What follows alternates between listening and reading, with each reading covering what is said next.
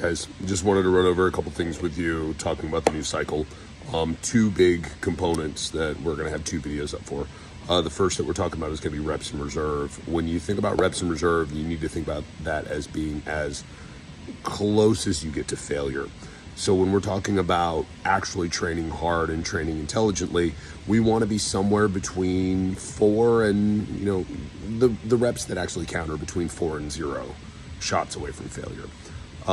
The ideal rep range for a lot of exercises, because as you get closer to failure, your form breaks down and we have some orthopedic risk. But then additionally, when we're thinking about properly training tissue, we want to play in that, 3 to 1 rep in reserve range. When we think about going fewer, like truly training to failure, getting away from that 1 rep in reserve and going into a 0 rep in reserve, or having like negative reps or something along that lines, we're actually garnering a lot of fatigue. And so in a long-term training plan, it's not just about coming in and training as hard as you can, but it's really about long-term fatigue management.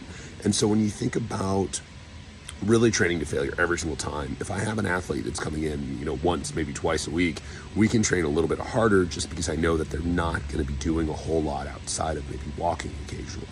Whereas when you think about someone that's training consistently, we really need to be more cued in with their fatigue management.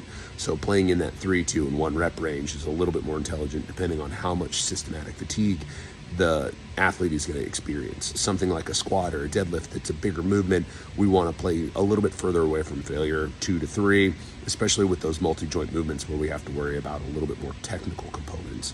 Whereas when we think about something smaller like a bicep curl or a lateral raise, we can play a little bit closer to failure, that 1, maybe the occasional 0, especially if we know it's a Friday and we have the weekend off, or your last day before you go on a trip. And so you can be a little bit more aggressive with those smaller joints, especially when you're coming up on a phase of recovery. This rep and reserve system gives the coaches and the athletes a little bit more communication to understand, okay, I have a couple days of break, I can train a little harder, or I'm just now starting the cycle like most of you are this week, and you need to dial it back just a little bit to learn the movements, learn the structure of the training, and not burn yourself out too early when we're going through an 8, maybe potentially 12-week set in the future. Hope this makes sense. Drop comments below.